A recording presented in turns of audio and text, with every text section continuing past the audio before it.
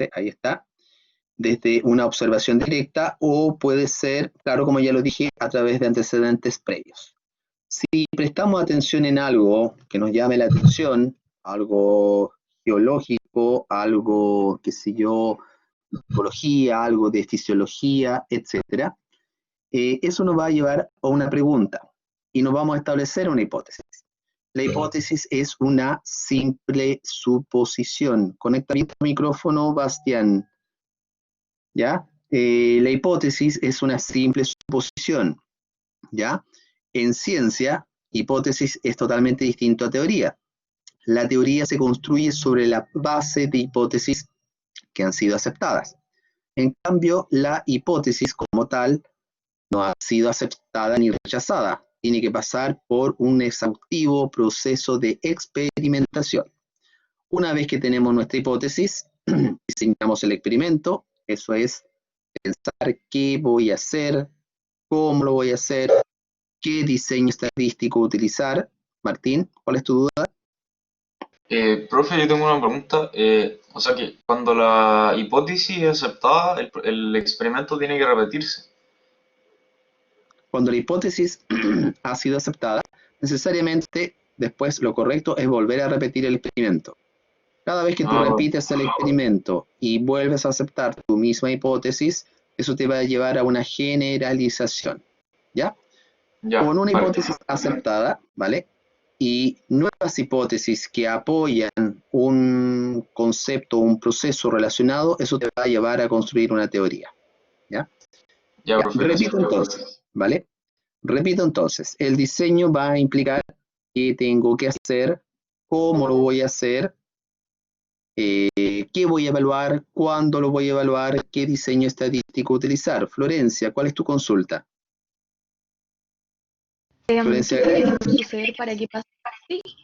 ¿Qué tiene que suceder para que pase de teoría a ley o principio?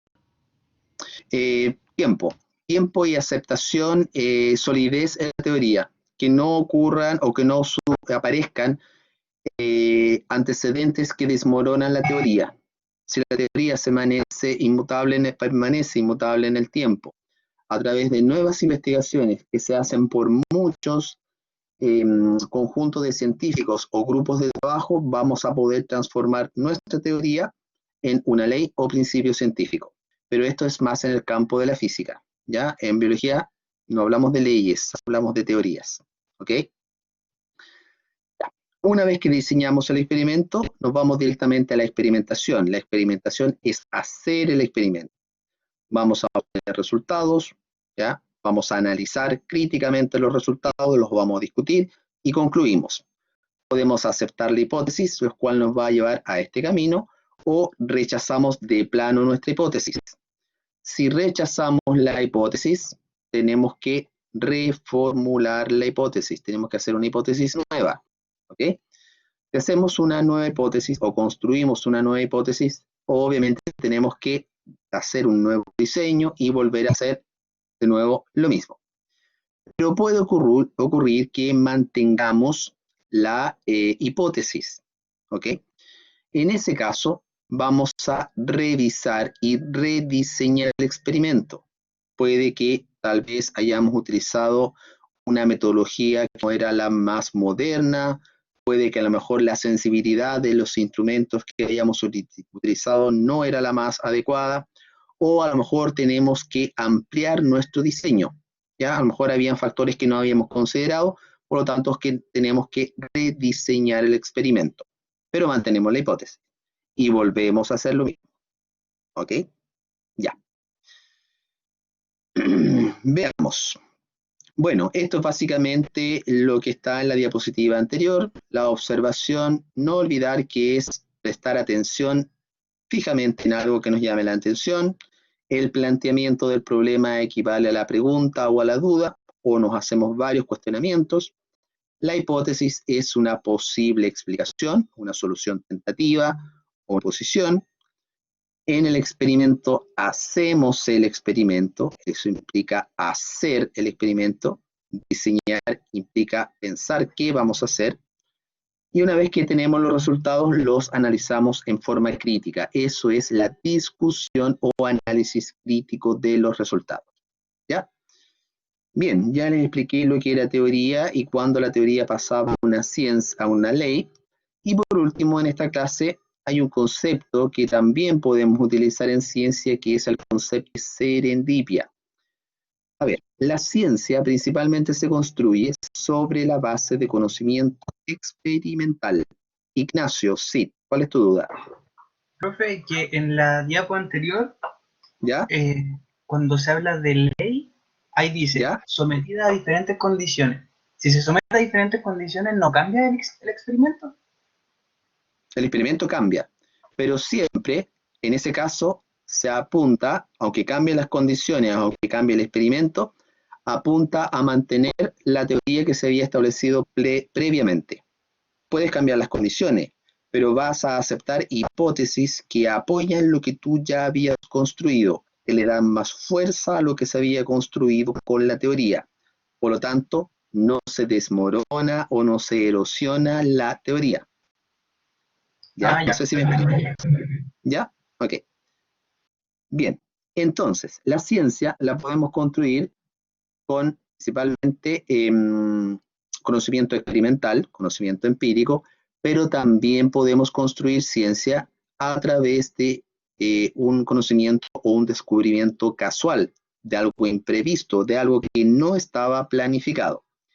Un clásico ejemplo de serendipia es este ejemplo, ¿ya? Louis Pasteur, que lo vamos a volver a retomar en la próxima clase, lo que viene después, estaba investigando cómo afectaba el cólera a las gallinas. ¿Ya? El cólera era producido por bacterias, un patógeno, que Pasteur mantenía cultivos de aproximadamente pocos días o de una semana, los inoculaba a las gallinas y estudiaba cómo afectaba el cólera a las gallinas. ¿Ya? Y las gallinas se enfermaban y la gran mayoría de las gallinas infectadas con estos cultivos bacterianos morían.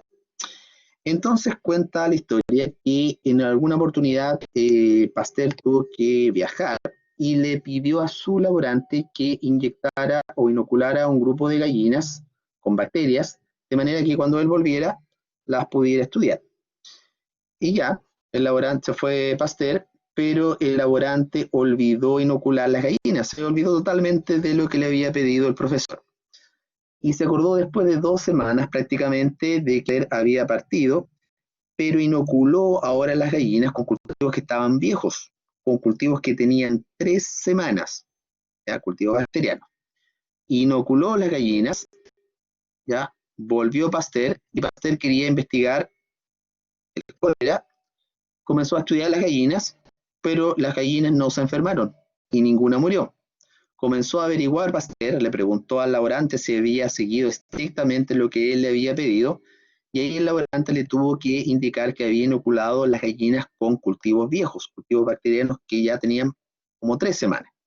Pasteur volvió a preparar cultivos bacterianos frescos, inoculó las gallinas con cultivos bacterianos frescos, esperó que las gallinas se enfermaran, pero para sorpresa de él, las gallinas no se enfermaron, se mantuvieron sanas y no murieron. ¿Qué me está indicando este descubrimiento casual? ¿Por qué las gallinas no murieron?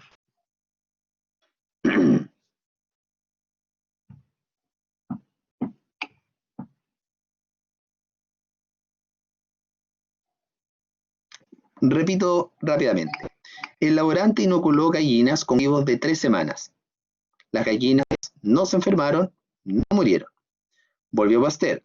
Inoculó ahora el mismo grupo de gallinas con cultivos frescos, virulentos, ya sabía que eran virulentos, para que se enfermaran y poder estudiarlo. Pero las gallinas se mantuvieron sanas y no murieron. ¿Por qué se mantuvieron sanas y no murieron? ¿Qué habían desarrollado las gallinas en este caso? Muy bien, como dicen ustedes, habían desarrollado anticuerpos, habían desarrollado inmunidad frente a cultivos virulentos. cuando el laborante inoculó las gallinas con cultivos viejos, habían perdido su virulencia. Las gallinas, ya, el sistema inmune reconoció las bacterias como agentes patógenos y generó anticuerpos, de manera que cuando se infectaron, se inocularon con cultivos altamente virulentos, ya tenían inmunidad. ¿Ok? Este simple hecho casual imprevisto determinó que se sentaran las bases de la inmunología. Por eso se establecen las bases para la producción de las vacunas, extremadamente importante para nosotros hoy en día. ¿Ya? Por lo tanto, podemos establecer o formar, construir ciencia no solamente a través de conocimientos bien estructurados por una investigación, sino que también podemos generar conocimiento científico a través de hallazgos imprevistos o casuales. Bien, continuando, había quedado una pequeña tarea. La tarea era una observación. Creo que les había dado este mismo ejemplo. Les había dicho que en Chillán teníamos una gran cantidad de personas infectadas con COVID-19. Chillán es una ciudad relativamente pequeña comparado con Concepción, que es mucho más grande y mucho más habitantes, la intercomuna de Concepción, Talcahuano, Hualpén, pero donde teníamos prácticamente la mitad de contagiados con respecto a Chillán. Entonces la pregunta era, aquí está la pregunta, ¿por qué en Chillán, siendo que es más pequeña que en Concepción, tenemos mayor cantidad de personas infectadas con COVID-19 que Concepción? Esa era la tarea. Ustedes tenían que plantearse una hipótesis y sobre la base de esa hipótesis plantear un simple experimento para poder aceptar o rechazar su hipótesis. ¿Ya? Un pequeño ejercicio. A ver, Pablo Martínez. Cuéntame, Pablo. ¿Me escuchas, Pablo? ¿No? ¿No se escucha, Pablo? ¿No se escucha, Pablo? A ver, chicos, ¿quién hizo la tareita? Don Bastián, ¿hizo la tarea?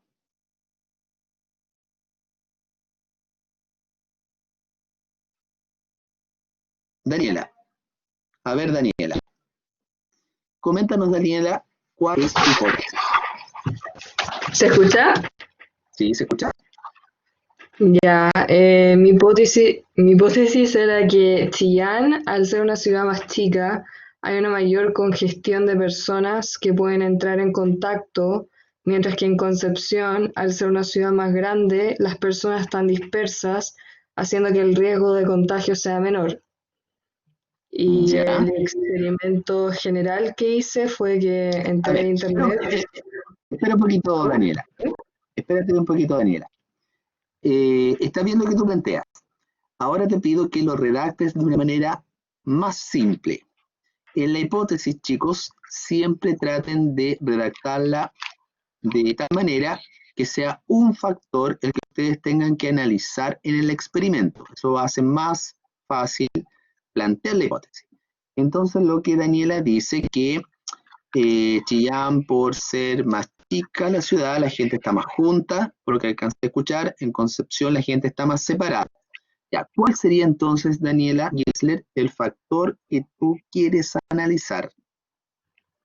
Yo analicé como el terreno, o sea, porque, a ver, el experimento que yo hice fue meterme a internet y ver los casos que había en Concepción y tomaron como la comuna de Concepción, considerando los pueblos que tiene alrededor. ¿Ya?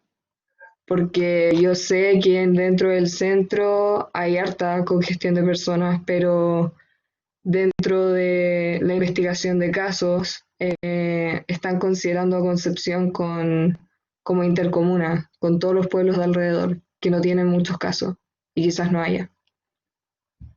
Ok. Entonces, el factor que tú estás analizando es la densidad poblacional, ¿cierto? Eso, Tú sí, estás determinando que la mayor densidad de personas en Chillán afecta o aumenta la cantidad, obviamente, de personas infectadas con COVID-19. Según lo que dice Daniela, en Concepción, por tener una menor densidad, la propagación a lo mejor es más lenta. Ya. Entonces, ¿cuál sería el experimento, Daniela? Número de habitantes por metro cuadrado, kilómetro al ¿Ya? cuadrado, ¿Ya? y lo mismo con Chillán, y Ya. comparar. Tú vas a hacer un estudio de habitantes por metro cuadrado. Ya. ¿Qué más tendrías que hacer para probar esa hipótesis? No sé, solo hice eso. Es que ahí está el experimento. Mira lo que tendrías que hacer. Tú tendrías que hacer un estudio de densidad poblacional por sectores en Chillán y cuantificar el número de personas contagiadas que hay por esos sectores con cierta densidad poblacional y relacionar ¿Ya? en tus resultados densidad poblacional con número de personas infectadas. Lo mismo tienes que hacer en Concepción, ¿ya? Determinar ¿Ya? sectores con cierta densidad poblacional, determinar la densidad poblacional en esos sectores y analizar por esos sectores cuántas personas infectadas hay con COVID-19, ¿ya? Vas a relacionar densidad, número de personas contaminadas y después vas a comparar los resultados de Chillán con los resultados de Concepción y ahí vas a poder concluir si se relaciona la densidad poblacional con el número de infectados o no se relaciona. Ese es el experimento Ya. que tienes que hacer. ¿Ya? Bien, un segundo y último caso. A ver, Pablo, que tiene la mano levantada. Pablo Martínez. Vamos, Pablo. ¿Cuál sería tu hipótesis, Pablo? ¿Me escuchas, Pablo? ¿No? Profe, tengo una hipótesis, pero no se me ocurrió cómo hacer el experimento. No importa. A ver, Benjamín Enríquez, ¿cuál sería tu hipótesis, Benjamín Enríquez? ¿Se me escucha? ¿Ah? ¿Se me escucha? Sí. ¿Con quién hablo ahora? Con Benjamín. Benjamín. A ver, Benjamín, ¿cuál sería la hipótesis, Benjamín? Se me ocurrió que Chillán, al ser una ciudad que pasa muy de cerca, prácticamente por encima de la Ruta 5 Sur, que es una de las ¿Ya? rutas más transitadas de Chile, puede ¿Ya? haber más interacción entre la gente que viaja por el país, que no es tanto comparado con la gente que viaja por vía aérea, porque Concepción tiene el aeropuerto, pero no viaja tanta gente como por vía terrestre. Correcto. Ya. Entonces ahí estamos echándole la culpa a el hecho de que Chillán, como es una ciudad de paso, pasan, haga la redundancia, muchas personas por la ruta, no me acuerdo cuánto, que pasan por Chillán y eso puede influir directamente en la cantidad de contagiados. Ya. ¿Cuál sería el experimento que habría que hacer? Lo que habría que hacer es una cuantificación por ruta que entran a Chillán. Colocar algunas personas que vayan anotando en una hojita, digamos, la cantidad de vehículos que ingresan a Chillán y la cantidad de vehículos que salen de Chillán. Ahí a lo mejor podríamos tener un estimado de la cantidad de vehículos que ingresan y que salen por hora. Ya. Ahora, habría que hacer lo mismo en Concepción, colocar personas en cada ruta de ingreso y de salida de Concepción y cuantificar el ingreso de vehículos que entran a Concepción y los que salen a Concepción. ¿Qué más habría que hacer?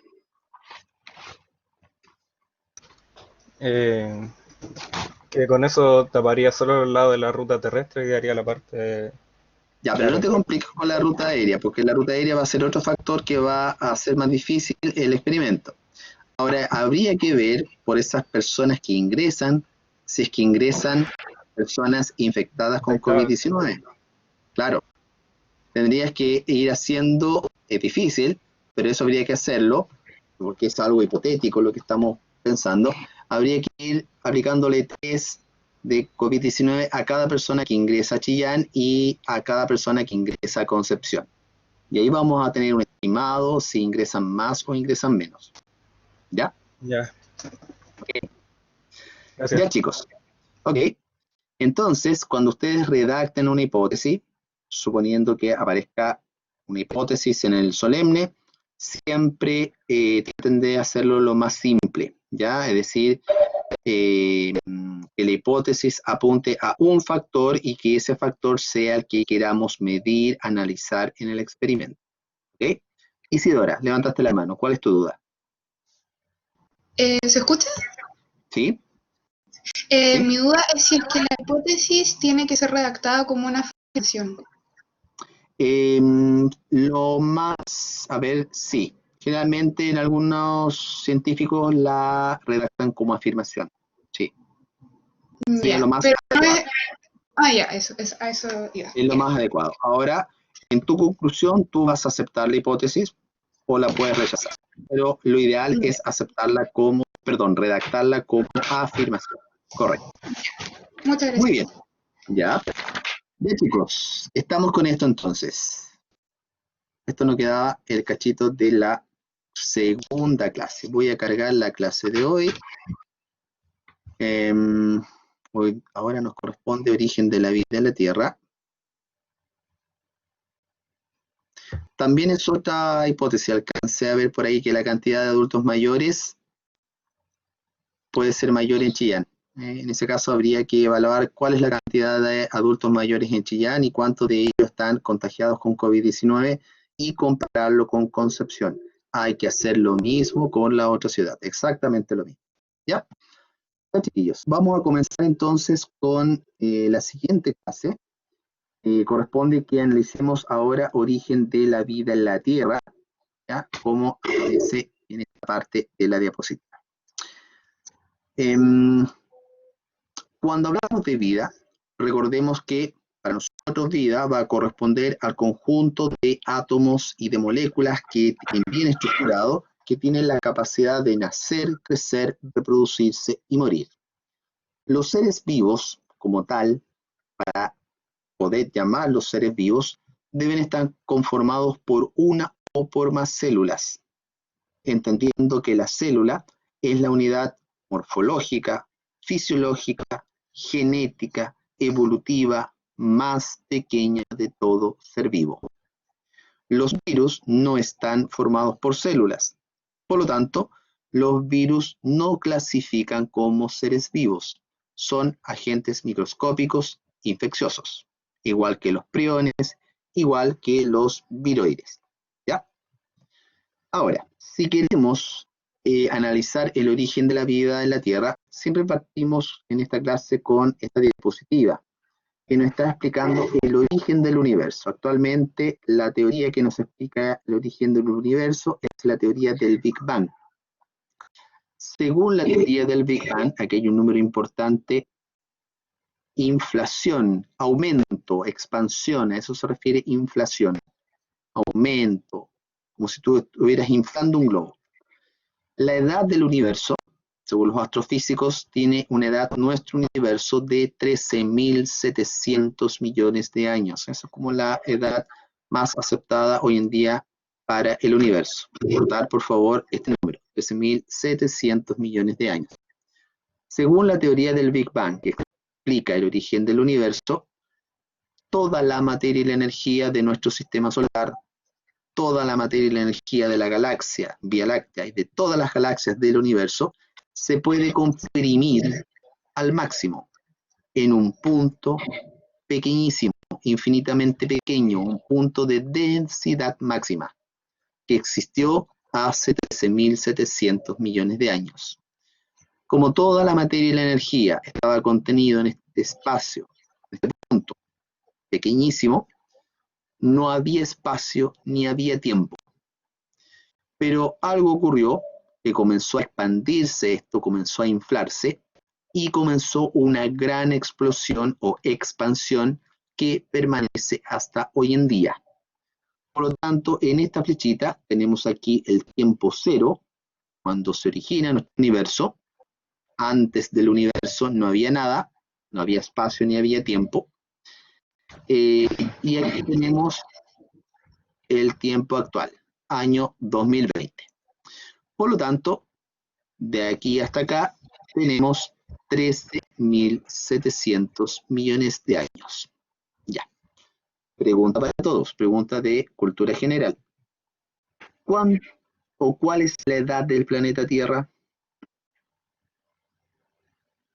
A ver, Bachi. ¿Cuál es la edad de nuestro planeta azul? ¿Tendrá 1 millón de años? ¿Tendrá 200 millones de años? ¿1000 millones de años? Muy bien, Benjamín Enríquez. 4.500 millones de años. Señor Larraín. ¿El mismo señor Larraín del año pasado? Parece que sí. Sí, dice Larraín. Bien. Repito entonces, para todos. La edad del universo, perdón, la edad de la Tierra son 4.500 millones de años. ¿Ya? La edad de nuestro Sol se calcula alrededor de 5.000 millones de años. Por lo tanto, al ojo, ¿ya? Nuestra Tierra, a lo mejor, si bien al ojo, comenzó su origen aquí, prácticamente en el último tercio de vida de nuestro universo. Bien, vamos a hablar ahora de cuáles son las hipótesis o teorías que se consideran que explican cuál es el origen de la vida. La más antigua, obviamente, desde que el ser humano comenzó a formar tribus, comenzó a formar grupos, grupos de civilización, es el creacionismo. Por favor, desactiven sus micrófonos si no van a hablar, porque se escucha un poquito de ruido. La más antigua es la del creacionismo. Según el creacionismo clásico, la vida en la Tierra fue creada por una fuerza superior, un ser superior, un creador o un dios, quien creó a todas las especies de seres vivos en un lapso de tiempo relativamente breve, corto, que no data más allá de 6.000 años. ¿Ya? Según el creacionismo clásico, nuestro planeta como tal no tiene más de 10.000 años. Y Dios o el Creador creó a todas las especies, incluyendo al ser humano, en un periodo no más allá de 6.000 años de antigüedad. Para el creacionismo no existe la evolución. Las especies todas fueron creadas por Dios y permanecen inmutables en el tiempo. ¿Ya? No cambian. Por lo tanto, los creacionistas no aceptan la evolución, no aceptan que las especies cambien en el tiempo, ¿ya? Porque fueron creadas por un ser superior, fueron creadas en forma divina. Que cambien prácticamente sería como una generación de las especies, ¿ya? Bien. A ver, ¿qué más se me está quedando de esto? Ahora, esta idea creacionista se mantuvo en el intelecto del ser humano, prácticamente en todas las civilizaciones, pero en la Grecia antigua, en la Grecia de los filósofos como Aristóteles o Platón, José Vergara, José Espinosa, ¿tienes una consulta? Sí. José. ¿La edad de la Tierra en el creacionismo? Para el creacionismo clásico, la Tierra tiene no más de 10.000 años. Ya, vale, ¿Ya? gracias. Y las especies fueron creadas hace 6.000 años. Ya, vale, gracias. Ahora, entonces la idea creacionista se mantiene en las escuelas filosóficas de Grecia, en las escuelas de Aristóteles y de Platón, pero para Aristóteles la vida se forma a partir de la materia muerta o de la materia inanimada. Ejemplos clásicos.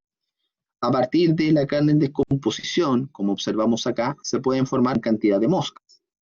Según Aristóteles, pensaba que los cocodrilos se podían formar a partir de los troncos en descomposición, que estaban en los ríos, en los lagos o en las lagunas. También se creía que el barro podía formar gusanos, o que, por ejemplo, la ropa sucia de las personas, después de ciertos días que se dejaba amontonada, podía formar pulgas o piojos.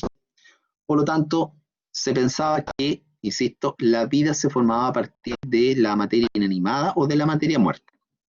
Aristóteles explicaba que los 4 elementos de la naturaleza, como el fuego, la tierra, el aire y el agua, se mezclan unos con otros por la acción de una energía superior, de una fuerza divina que él llamó entelequia.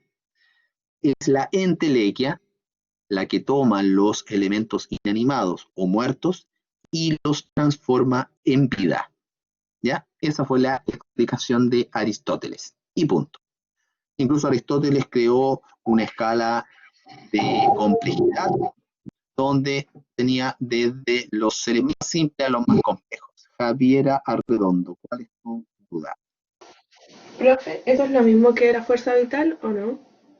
La fuerza vital, claro, la entelequia, que hablaba Aristóteles, Entelequia. es una fuerza divina, es una energía, es como un prana de los que hablan los orientales, ¿ya? Entonces, esta idea de entelequia, esta idea de generación espontánea, permaneció en el intelecto en Europa mucho tiempo, muchos siglos, permaneció durante toda la Edad Media. Como la Edad Media tuvo bastante poder político, religioso, intelectual, la Iglesia estableció que esta entelequia, esta energía superior, era Dios. Por lo tanto, solo Dios era el encargado de mezclar los componentes de la naturaleza y generar vida. ¿Ok? Ya. Por lo tanto, atribuimos a Aristóteles digamos, la hipótesis o el concepto de generación espontánea, ¿ya? También se usa la palabra de abiogénesis para referirnos a generación espontánea. Son sinónimos, ¿ok? Ahora, en el transcurso del tiempo, a medida que el ser humano fue saliendo de estos siglos de Edad Media, lentamente durante el Renacimiento, 1500, 1600 y tanto, comenzaron a aparecer personas que comenzaron a cuestionarse el porqué de las cosas. ¿Por qué funcionaba la Tierra? ¿Por qué las lluvias? ¿Por qué el fuego? ¿Por qué los terremotos? ¿Por qué todo? ¿Ya? Javiera, tiene otra consulta. Javiera. ¿No? Ya. Entonces, surgió un grupo de intelectuales que comenzaron a refutar la teoría de la generación espontánea. Un italiano, el famoso Francesco Redi, hizo un experimento para refutar la regeneración espontánea de moscas. Muy fácil. Redi en 3 frascos, en cada frasco colocó un trozo de carne, ¿ya? La cual se empezó a descomponer. En un frasco que estaba abierto, Redi observó que llegaban moscas y después de algún tiempo aparecían muchas moscas de este frasco. Un segundo frasco estaba tapado con un tapón en forma de caja, no entró moscas, no salió la carne putefacta, por lo tanto no llegaron moscas. Y un tercer frasco en el cual Redi lo tapó con un trozo de tela, lo amarró ahí y salía olor a carne en descomposición. Las moscas, atraídas por el olor, llegaron a la parte superior, depositaron sus huevos, los huevos se transformaron en larvas, las larvas, como no tenían que comer, como no había carne en la parte superior, finalmente morían. Y no aparecieron moscas, solamente aparecieron moscas en gran cantidad en el primer frasco. Si hubiera sido cierta la generación espontánea de moscas, ¿en cuál frasco se tiene que formar gran cantidad de moscas? Si existiera la generación espontánea. A ver. En el sellado, dice Camila. Javiera dice en el segundo. Bárbara dice en el sellado, en el tapado, en el 2. Ya, miren, atención. Si existiera la generación espontánea de las moscas, en los 3 frascos tendrían que aparecer moscas. Exacto, en todos los frascos. Si existiera la generación espontánea. Pero solamente el primer frasco, en el primer frasco, se formó una gran cantidad de moscas. ¿Cuál fue la explicación de Redi? En el primer frasco se forma gran cantidad de moscas porque las moscas son atraídas por el olor a carne en putrefacción.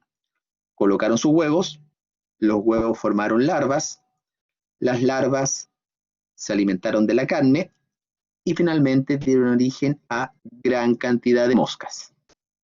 Ya. Segundo frasco, explicación, no salía olor, no llegaron las moscas, no aparecieron moscas. Tercer frasco, salía olor, llegaron las moscas, depositaron los huevos se transformaron en larvas y las larvas murieron sin formar moscas porque no tenían de qué alimentarse. Conclusión de Reddy. No existe la generación espontánea de moscas. ¿Qué dice Reddy? Dice que las moscas se forman a partir de moscas preexistentes que colocaron sus huevos en la carne. Por lo tanto, con este simple experimento, el señor Reddy establece las bases de la biogénesis. La biogénesis quiere decir que la vida viene de vida preexistente. Quiere decir que la vida no se forma por generación espontánea. ¿Ya? Por lo tanto, Reddy desmiente la generación espontánea de moscas. ¿Queda claro? ¿Sí? Ok. Ahora, más adelante con nuevos experimentos, se fue desechando la teoría de la generación espontánea de lombrices, de pulgas, de cocodrilos y de todo lo que se creía que seguía formándose por generación espontánea. Pero a pesar de que seguían los experimentos refutando la generación espontánea, un siglo después, 1700 y tanto, aún se pensaba que los microorganismos se formaban por generación espontánea. ¿Ya? Todavía permanecía esa idea en el intelecto de los investigadores europeos. Entonces habían dos grupos. Un grupo que estaba a favor de la generación espontánea de microorganismos y otro grupo que estaba en contra de la generación espontánea de los microorganismos, entendiendo microorganismos, bacterias, hongos en general. Un experimento hecho por un inglés, John Needham, quien apoyaba la generación espontánea de microorganismos. Needham tomó un matraz con medio de cultivo, lo calentó hasta el punto de ebullición, de manera que mató todos los seres vivos que estaban aquí adentro y dejó que el matraz se enfriara. Ya, pasaron los días y Needham observó que apareció una gran cantidad de microorganismos dentro del matraz. Conclusión de Needham: estos microorganismos se forman a partir de la materia muerta inanimada que estaba dentro del matraz. Por lo tanto, conclusión, se forman a partir de generación espontánea. Y punto. Los detractores de Needham, liderados por el italiano Lazzaro Spallanzani, hicieron experimentos similares. Tomaron matraces con medio de cultivo, lo calentaron hasta el punto de ebullición, mataron todo lo vivo que estaba aquí adentro, pero el matraz se mantuvo cerrado. ¿Ya? Pasaron los días, se enfrió el matraz, obviamente, pasaron las semanas, meses, y nunca se contaminó el matraz. Nunca aparecieron microorganismos dentro. Por lo tanto, Spallanzani concluye: no existe la generación espontánea de microorganismos. Si ustedes, Spallanzani dice, no apoya la teoría de la biogénesis. No. Él solamente quiere refutar la generación espontánea de microorganismos. ¿Ya? Si ustedes estuvieran a favor de la generación espontánea de microorganismos, ¿cómo podrían criticar el trabajo de Spallanzani, suponiendo que están a favor de la generación espontánea? Y tuvieran que destruir el trabajo de Spallanzani. A ver, Javier, acaba. No sé si recuerdo bien, pero en el colegio decía que el hecho de que estuviera tapado no dejaba actuar la fuerza vital que estaba en el aire. ¿Ya? Creo que algo así era, no sé si estoy en lo correcto. Exacto, muy bien, estimada. Mire, en aquel entonces se creía que la entelequia, la energía vital, la fuerza de Dios, estaba en el aire. Por lo tanto, los que estaban a favor de la generación, todo el grupo de NIDA, criticó el trabajo de Spallanzani por el hecho que él había tapado el frasco. Le dijeron, señor Spallanzani, claro, no hay generación espontánea porque usted tapó el matraz, impidió que la energía vivificadora, la energía vital entrara al matraz, mezcla materia muerta o inanimada que estaba aquí adentro y la transformara en vida. Por eso su experimento está malo, por eso no tuvo generación espontánea de microorganismos. Nosotros, como dejamos el matraz abierto, la energía vital entró aquí. Por lo tanto, sí se pudo formar microorganismos. En aquel entonces se desconocía que realmente en el polvo habían esporas de hongos, ¿ya? Que habían bacterias. Por lo tanto, se pensaba que la energía vital estaba aquí, y esa energía vital transformaba la materia muerta en inanimada. Entonces dice la historia de que ninguno de los dos bandos pudo refutar al otro al 100%. Quedaron prácticamente en un empate. ¿Ya? Ahora, para dilucidar esta controversia, tuvieron que pasar prácticamente 100 años, fíjense, 1864, para que Louis Pasteur, el mismo del ejemplo de la serendipia anterior, echara por tierra definitivamente la generación espontánea de microorganismos. ¿Qué hizo Pasteur? Hizo algo muy parecido a lo de Spallanzani y tomó un matraz, ¿ya? Lo llenó con caldo de cultivo, pero en la parte superior hizo una modificación. Con un mechero, él dobló el vidrio y formó una especie de letra S, un matraz con cuello de cisne, y por esta parte quedaba un orificio que permitía la entrada del aire. Por lo tanto, Pasteur dijo, bueno, si la entelequia, la fuerza vital en el aire, la fuerza vital va a poder entrar por este orificio y generar vida dentro del matraz. Ya, ¿qué hizo después? Calentó el matraz hasta el punto de ebullición, mató todos los seres vivos que estaban aquí adentro y dejó que el matraz se fuera enfriando lentamente. Pasaron los días, pasaron las semanas, los meses, y ninguno de los matraces formó microorganismos dentro de él. Además, Pasteur observó que en el transcurso del tiempo, en esta parte que está acá, la curva del cuello de cisne, se fue acumulando polvo. Por lo tanto, la dio el matraz un poquito, dejó que parte del medio de cultivo tomara contacto con el polvo que estaba atrapado acá y nuevamente lo llevó a la posición original. Fue de varias semanas, después de que ya había constatado que no se habían formado microorganismos.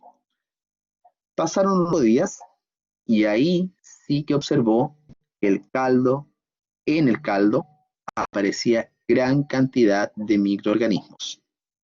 Conclusión de Louis Pasteur. No existe la generación espontánea de microorganismos. Si existiera realmente, todos los matraces tendrían que estar contaminados a los pocos días, porque la energía vital puede entrar por el orificio, pero ninguno se contaminó.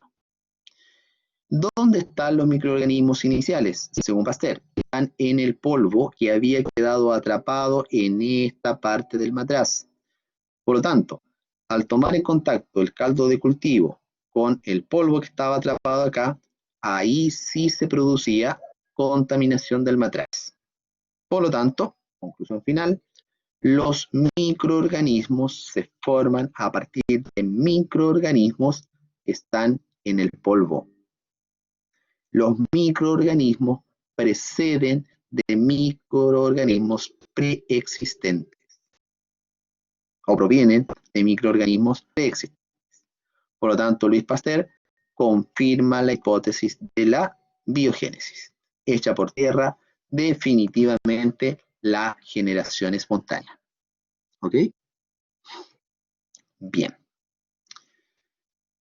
Continuamos. A ver, hay una hipótesis establecida por un químico sueco, el señor Arrhenius, quien establece que la vida en la Tierra se formó por meteoritos que venían cargados con bacterias o con microorganismos que venían del espacio exterior. Esto parece interesante, ¿ya?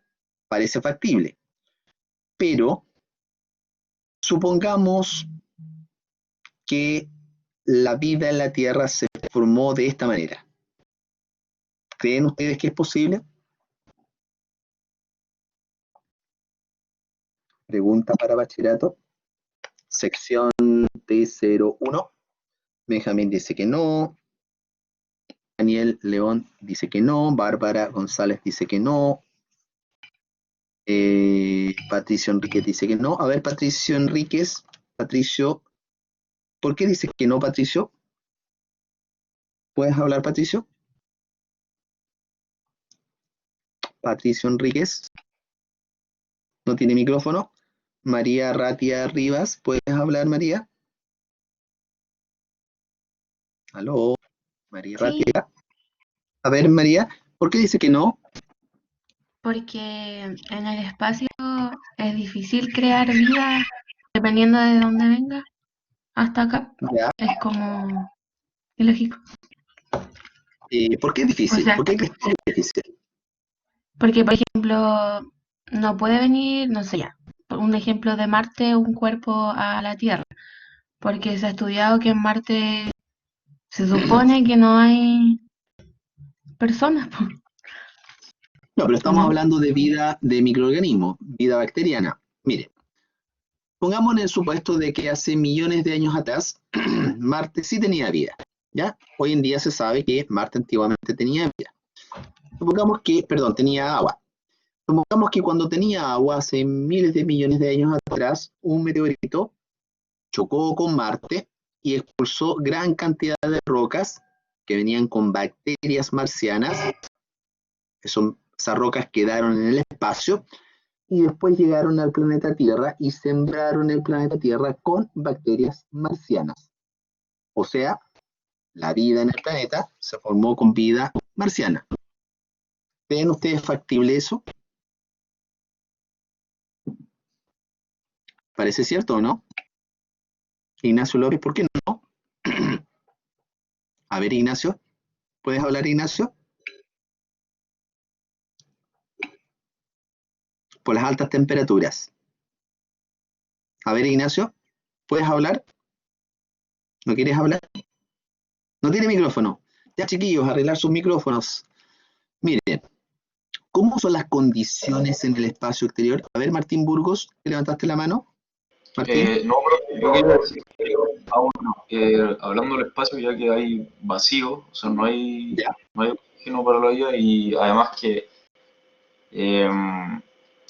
pese a que las bacterias ya si de alguna forma sobrevivieran en la Tierra, bueno, ahí Ya. como mismo dice el PowerPoint, tampoco está respondiendo la pregunta de dónde proviene, porque no, si es que está bien, proviene del espacio, pero ¿de dónde? O sea, tampoco se responde la Claro, no, pregunta. no sabemos. Si viene meteoritos, no sabemos de dónde. Pero es factible que se pudo haber sembrado la vida de esa manera. ¿Crees tú que sí o no? Mm, no lo sé, no lo sé, profe. No importa, O pueden sea, estar de acuerdo o no pueden creo, estar en pero no podría desacuerdo. decir que no. No se puede decir que no. Ya. O Mire, sea, no sabría cómo decirle por qué no. ya, mira. Atención todos. Pensemos que viene un meteorito con bacterias. Bacterias que salieron en un trozo de roca expulsadas de Marte cuando cayó un meteorito en Marte. Esas bacterias que iban en este trozo de roca tienen que soportar condiciones extremadamente difíciles para la vida.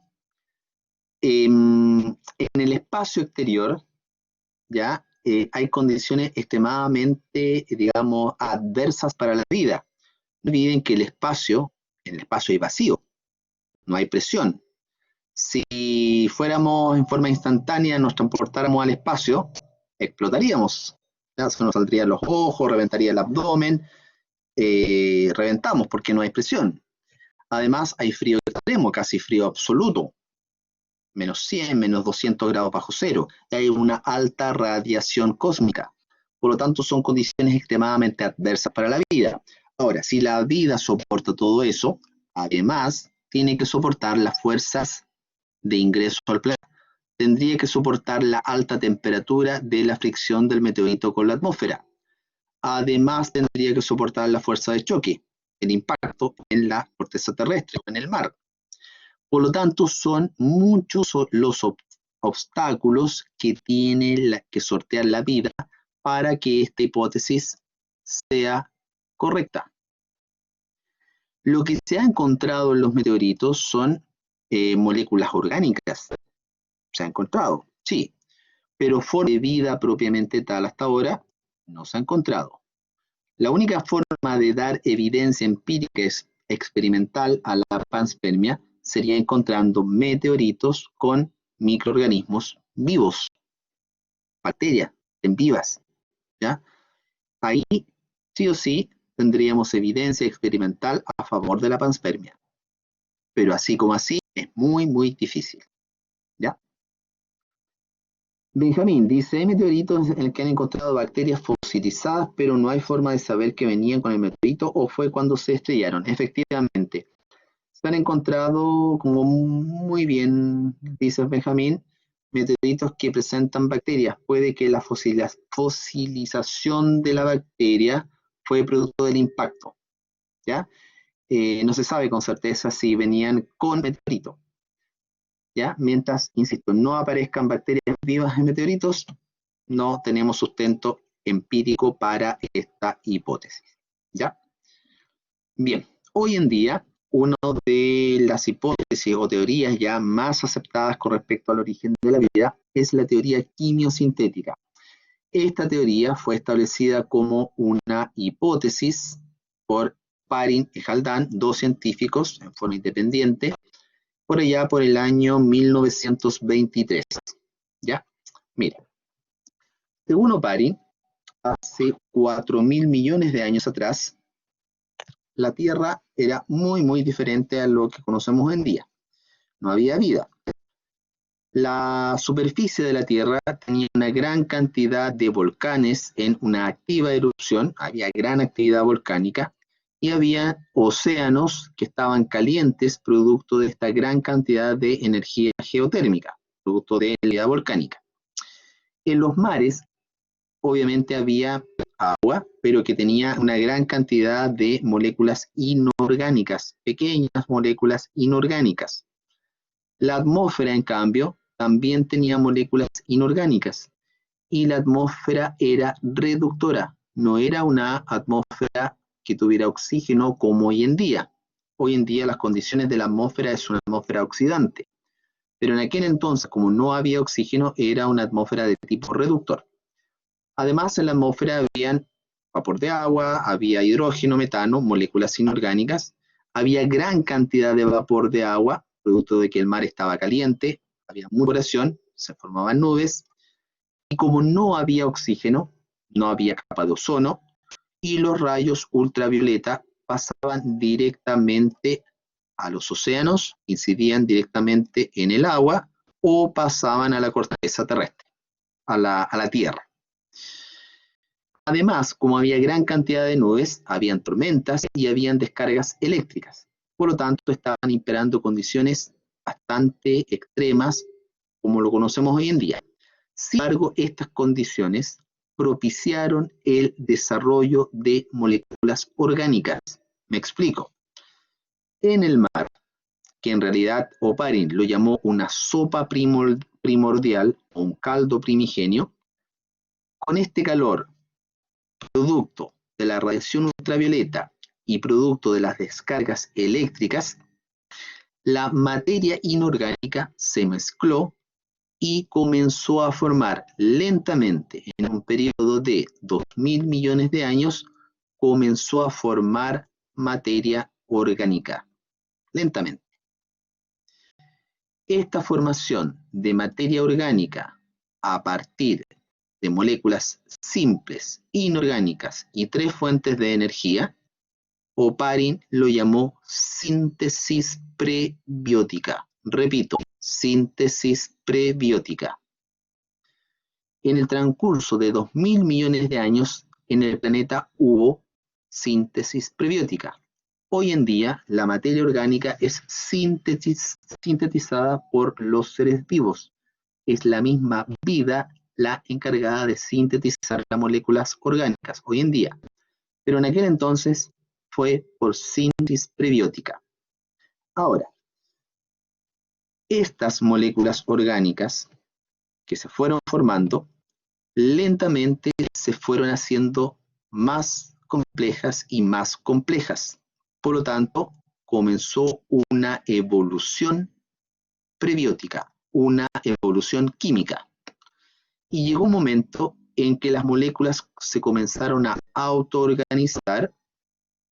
Las moléculas orgánicas adquirieron la capacidad de autoorganizarse, formaron estructuras límites de lípidos, y en el centro tenían carbohidratos, tenían proteínas. Esta agrupación de moléculas orgánicas con capacidad de dividirse y crecer, Oparin los llamó coacervados. Ojo con esto. Los coacervados no son células. Cuidado. Los coacervados son agrupación de macromoléculas orgánicas complejas. Agrupación o autoorganización. ¿Ya? Se organizaban unas con otras y adquirían la capacidad de dividirse y de crecer. Ahora, los coacervados más exitosos evolucionaron lentamente y formaron estructuras más grandes que denominamos primeras células o protocélulas, las cuales en su interior, en vez de llevar ADN, tenían solamente ARN. ¿Ya? Ahora, estos coacervados podemos decir que son los ancestros de las primeras células. Desde el momento en que aparecen primeras células, de ahí en adelante, comenzaron a formarse, a evolucionar, a adaptarse células cada vez más complejas. En ese caso, de protocélulas en adelante, hablamos de una evolución biológica. ¿Ok? Bien, resumiendo entonces, según la hipótesis quimiosintética de Oparin y Haldane, las moléculas orgánicas se formaron por síntesis prebiótica. Eso generó una evolución química en el planeta, una evolución prebiótica hasta formar autoorganizaciones de macromoléculas orgánicas complejas, que son los coacervados. Los coacervados más exitosos evolucionaron y formaron las protocélulas, ¿ya? Que son las primeras células. Estas primeras células, aquí hay una espiral, ¿ya? Tienen ARN o tenían ARN en vez de ADN. Por última vez, rápidamente, hace 4.000 millones de años, en la Tierra habían océanos que estaban calientes, que estaban formados por moléculas inorgánicas.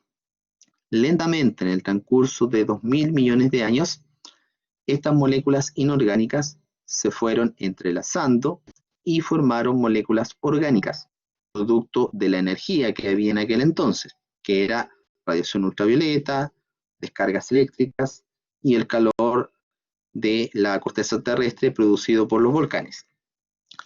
Por lo tanto, esta síntesis prebiótica formó las primeras moléculas orgánicas y en ese caso comenzó una evolución prebiótica.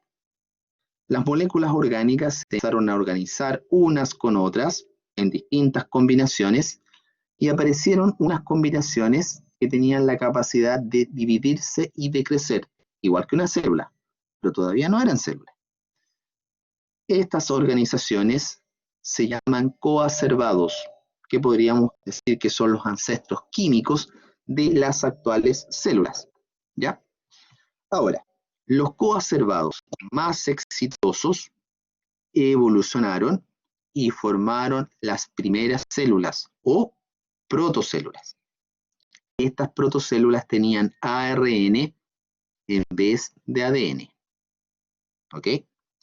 De ahí en adelante, cuando aparecen las primeras células, hablamos de una evolución biológica.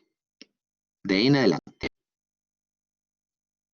Profe, ¿esta teoría va de la mano con la de Darwin? En estricto rigor, no.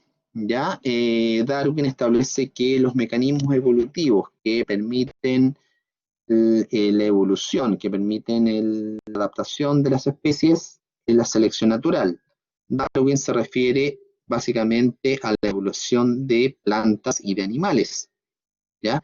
Pero no a nivel de células, no al nivel de macromoléculas.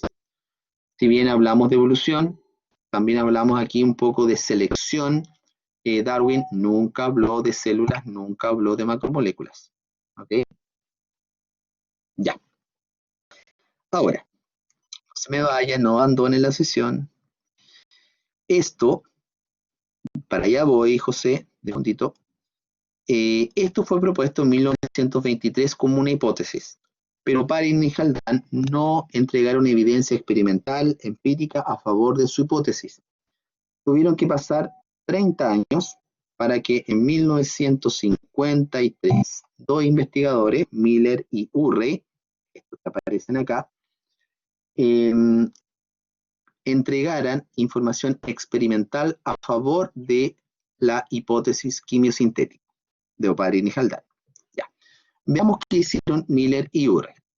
Ellos estaban un sistema de vidrio, un sistema cerrado de vidrio, en el cual habían dos esferas. En esta esfera había agua que se calentaba hasta el punto de ebullición, emulando lo que era el océano primitivo.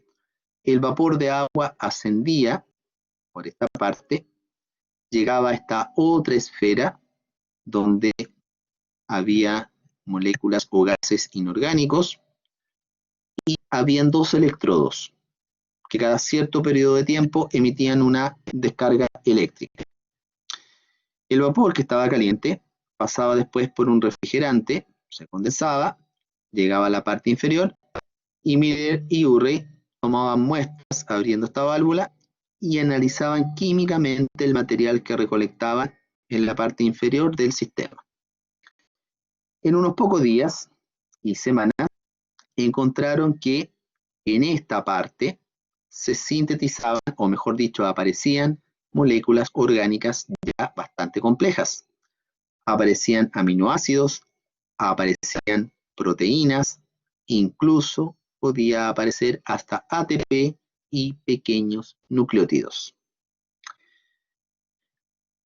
Con este simple experimento, ¿qué se refrigeraba? Se refrigeraba el vapor de agua que entraba caliente a la esfera donde estaban los electrodos. Todo lo que salía de acá era vapor caliente que se mezclaba con estos gases inorgánicos en esta parte. Y las descargas eléctricas generaban la síntesis de las moléculas orgánicas. El agua se condensaba, pasaba por el refrigerante, el vapor, y finalmente se obtenía la muestra en la parte inferior. Ya. Pregunta para todos. Con este experimento de Miller y Urey, ¿qué se comprueba?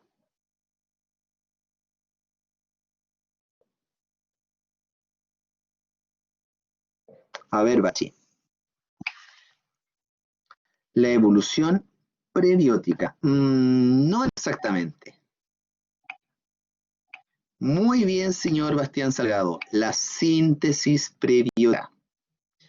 Con este experimento se demuestra que a partir de moléculas inorgánicas simples y energía como es el calor y las descargas eléctricas, se pueden generar moléculas orgánicas.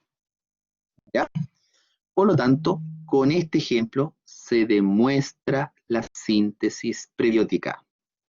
Se demuestra lo planteado por Oparin y Haldane. ¿Ya?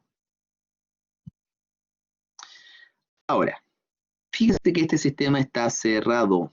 ¿Por qué está cerrado esto? ¿Por qué está, entre comillas, hermético?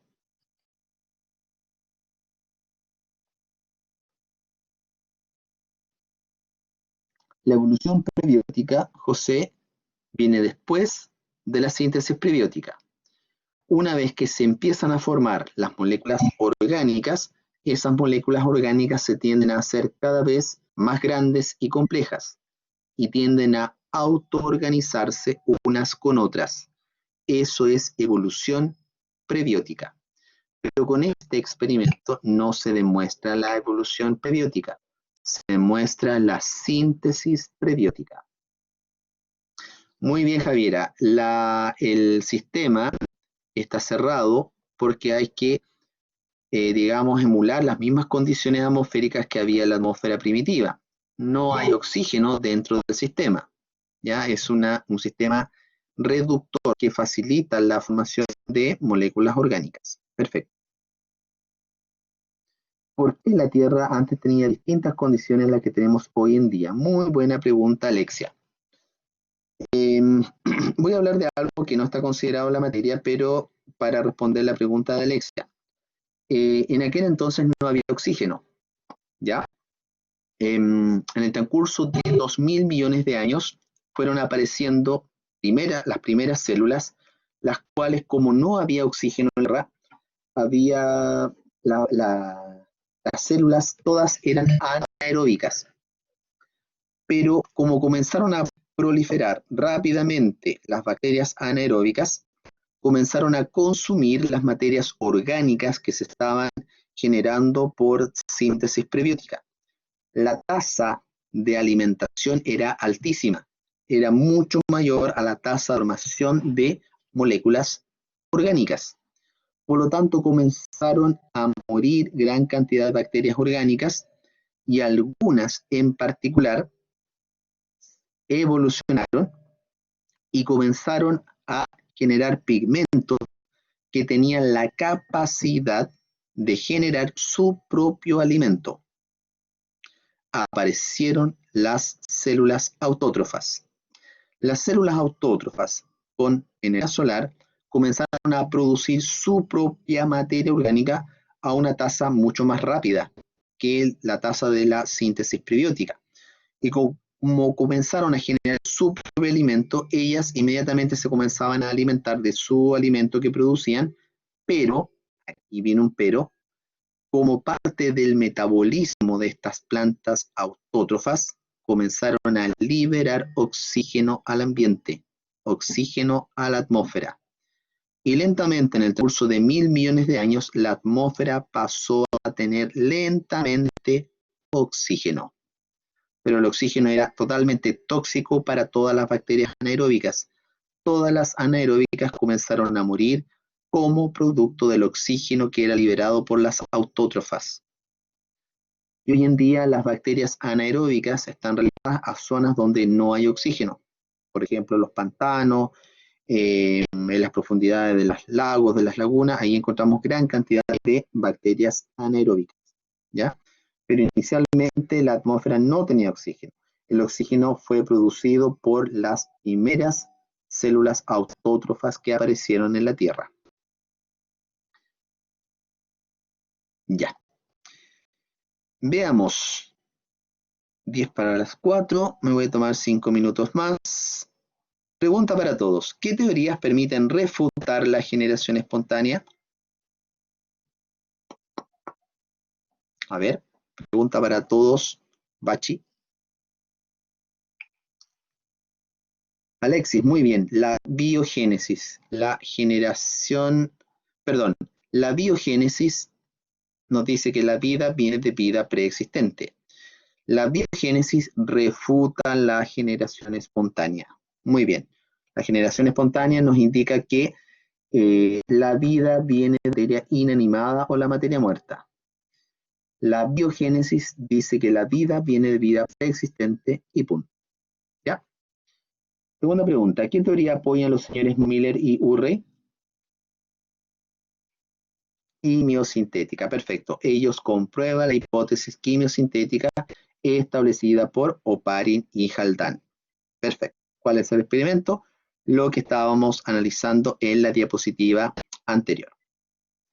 Bien, para ir terminando esta clase, mire, hoy en día todas las células animales, las células vegetales, las células de los hongos, las células bacterianas, tienen como principal polímero autorreplicativo y con capacidad de almacenar información genética el ADN. Es específicamente en el ADN donde se almacenan los genes, donde está la información que se transmite de padres a hijos. Pero las protocélulas, las primeras células que evolucionaron desde los coacervados más exitosos, según este investigador norteamericano, Walter Gilbert, las primeras células tenían ARN en vez de ADN. El ARN, cuando se formó lentamente en el proceso evolutivo, era más simple. Tenía la capacidad de almacenar información y además tenía la capacidad de autorreplicarse.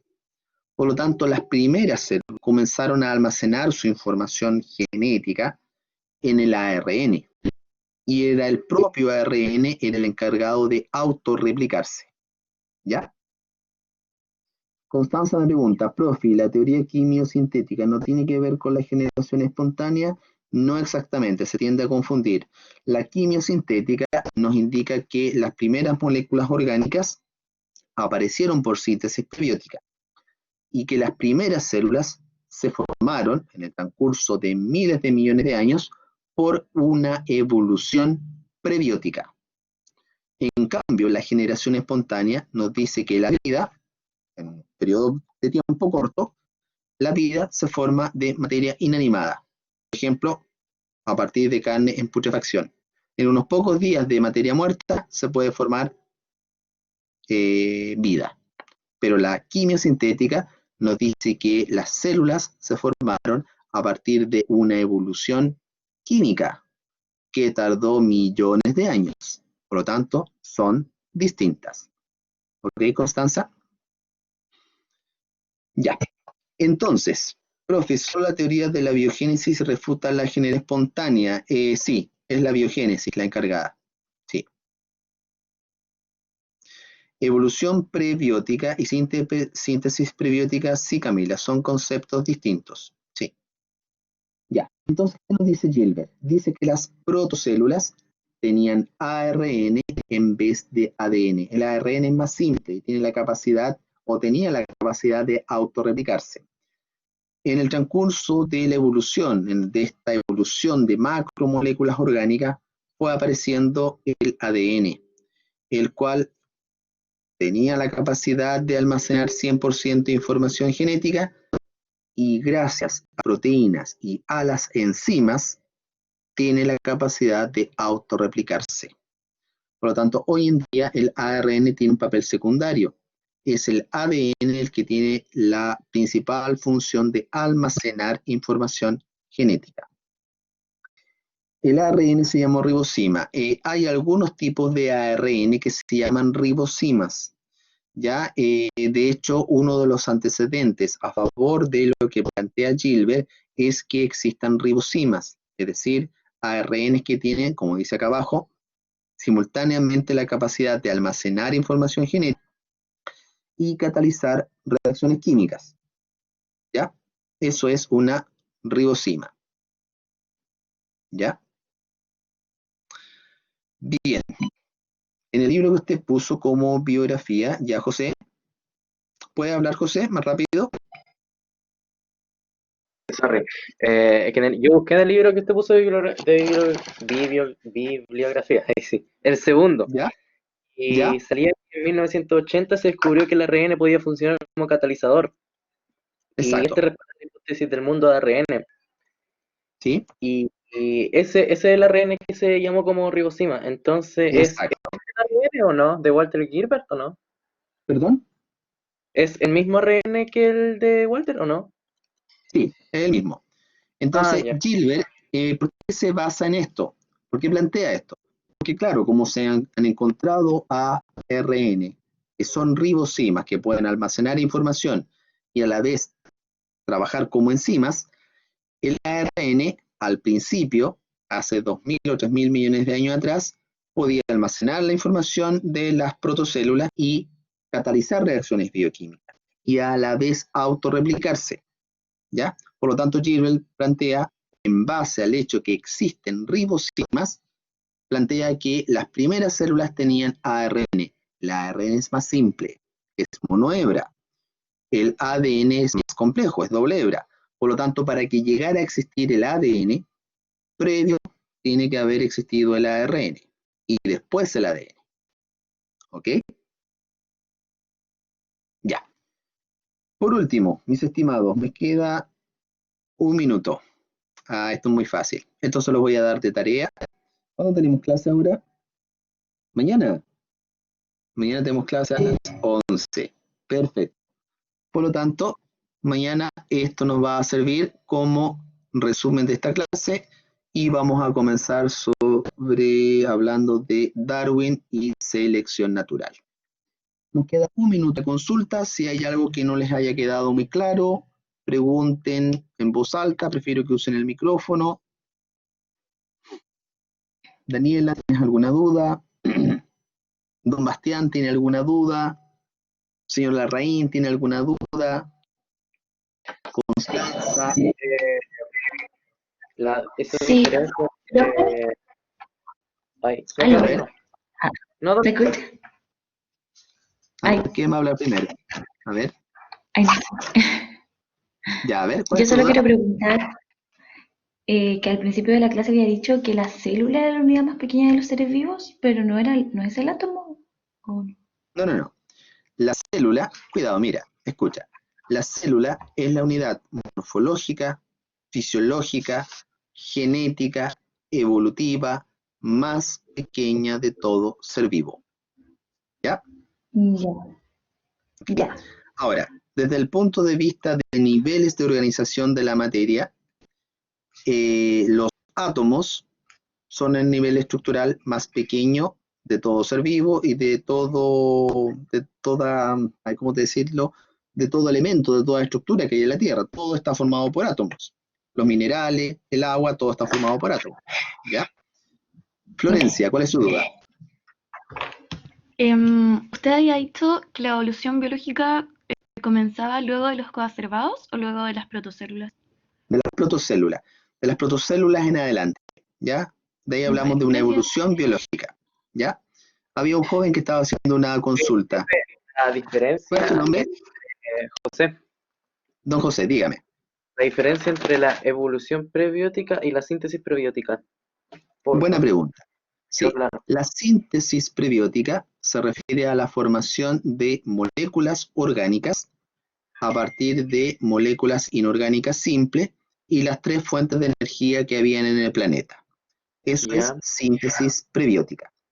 Ahora, la evolución prebiótica se refiere a que las moléculas orgánicas que se formaron a partir de síntesis prebiótica se fueron mezclando unas con otras, conformando estructuras más grandes y complejas, hasta llegar en un momento a autoorganizarse unas con otras. Se organizaron con lípidos, se pusieron de acuerdo con los carbohidratos, se pusieron de acuerdo con las proteínas y comenzaron esta estructura que llamamos coacervado, el cual puede crecer y puede dividirse, igual que una célula, pero todavía no es una célula propiamente tal.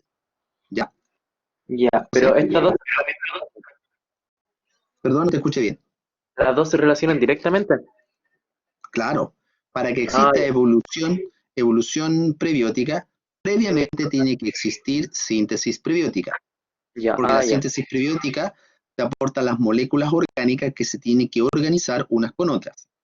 Ahora, cuando perfecto. ustedes lean el Curtis también habla de otro tipo de organización, que son, a ver, no me acuerdo cómo se llama, pero son unas agrupaciones proteicas, se me olvidó el nombre, ¿ya?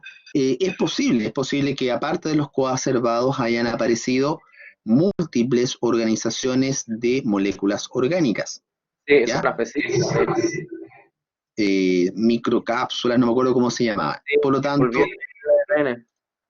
sí, ahora, hubo una competencia química entre unas con otras. Las más exitosas perduraron en el tiempo, Las más exitosas se transformaron en células después. ¿Ya? Sí. Florencia, tu duda.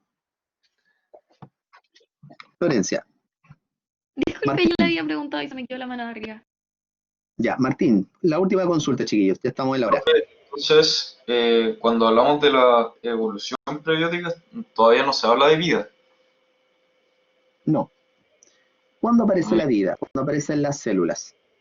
Ahora, esto lo estamos analizando en etapas secuenciales, pero cuidado, en el océano primitivo había una mezcla de todo.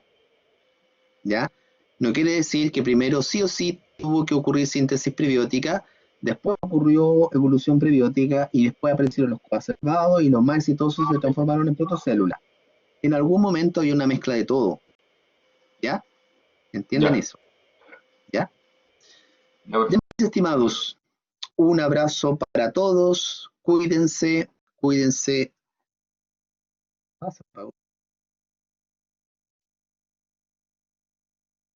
¿Me escuchan? ¿Aló? Cuídense harto, ¿ya? Un abrazo y nos vemos mañana a las 11 nuevamente. Bye, bye. Chao, chao.